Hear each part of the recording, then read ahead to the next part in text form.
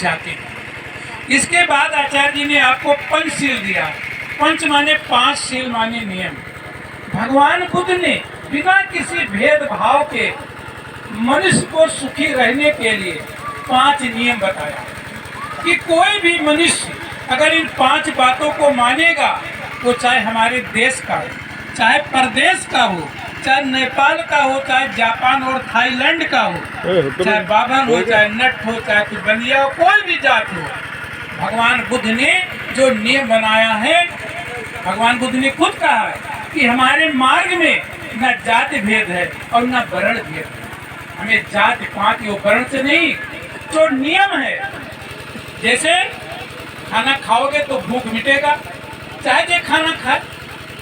अभी करंट कोई छू ले तो जो छू लेगा वही जल जाएगा। तो भगवान जब सूर्य निकलता है तो सबको धूप लगती है। ऐसा नहीं कि लंबरदार के छत पर लगेगी और निरहु के घर पर नहीं आएगा। सूर्य आएगा, हवा चलेगा तो सबको लगेगा कि नहीं लगेगा। ऐसा नहीं कि जो पूजा पाठ कर रहे लगेगा, जो गलत काम कर रहे नहीं। तो प्रकृति सबको बराबर। तो भगवान बुद्ध ने कहा कि जो नियम हमने बनाया वो सबके लिए। पहला उन्होंने क्या कहा, पाणाति पाता बेरमणि शिक्षा पदम समाज्ञा। पाणाति माने प्राणी, पाता माने मारना, बेरमणि माने दूर रहना, बेरमणि माने दूर रहना।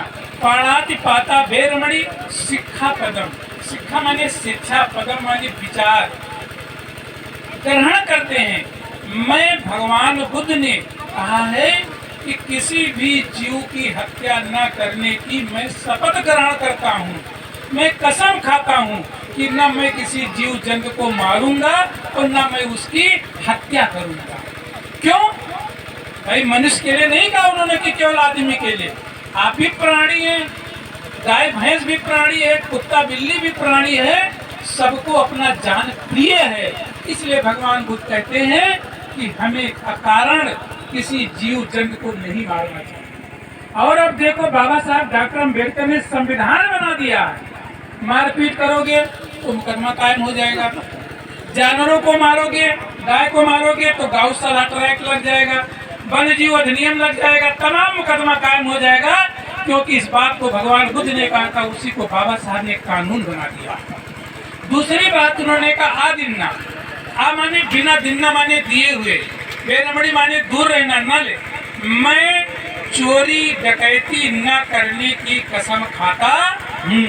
मैं शपथ ग्रहण करता हूँ कि न मैं चोरी करूँगा, न डकैती डालूंगा, न छिनैती करूँगा, और बिना किसी के बताए उसका कोई सामान मैं नहीं लूँगा। इसका भी मैं शपथ ग्रहण करता हूँ। अगर इस देश के सारे लोग भगवान बुद्ध की ये बात मान ले तो चोरी बंद हो जाएगी, नहीं बंद हो जाएगी? पुलिस दरोगा नहीं रोक पा रहे हैं। क्यों नहीं रोक पाए? क्योंकि वो विचार परिवर्तन नहीं कर रहे हैं। तो इसलिए अगर भगवान बुद्ध के सारे लोग बात मान ले तो चोरी डकैती छिनैती अपने आप बंद हो जाएगी। तीसरी बात जो उन्होंने कहा है, कामेश मिच्छाचारा बेरमणि शिक्षा पदम समादियामी। काम धन इच्छा, काम की भावना के वशीभूत होकर के अपनी पत्नी को छोड़ करके किसी भी औरत के साथ में व्यभिचार नहीं करूंगी। यही बात बुद्ध ने औरतों के लिए कहा कि अपने पति को छोड़ करके किसी भी पर पुरुष के साथ हम नाजायज संबंध नहीं बनाएंगे। तो भिक्षुओं ने कहा कि मनुष्य इतना पतित है, कैसे मानेगा, कैसे आदमी अपने को रोके? तो भगवान बुद्ध ने कहा, हे मनुष्यों, जब तुम किसी औरत को देखो, जब तुम किसी औरत को देखो तो तुम्हारी जो नजरिया है वो सम्मानजनक होना। सम्मानजनक क्या मतलब?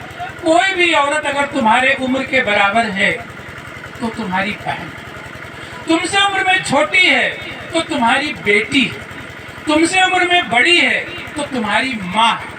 अगर संसार में कोई भी औरत, चाहे मेरे गांव की हो, चाहे दूसरे गांव की, चाहे पंजाब की हो, नेपाल की हो, औरत औरत।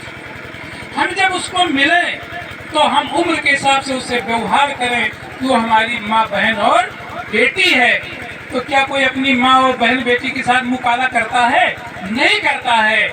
इसी प्रकार से औरतों के लिए कहा जाता है, ये महिलाओं, जब तुम दूसरे पुरुष को देखो जो तुम्हारे बराबर हो, तुम्हारा भाई, जो तुमसे बड़ा है वो तुम्हारा पिता है, जो तुमसे छोटा है वो तुम्हारा बेटा है।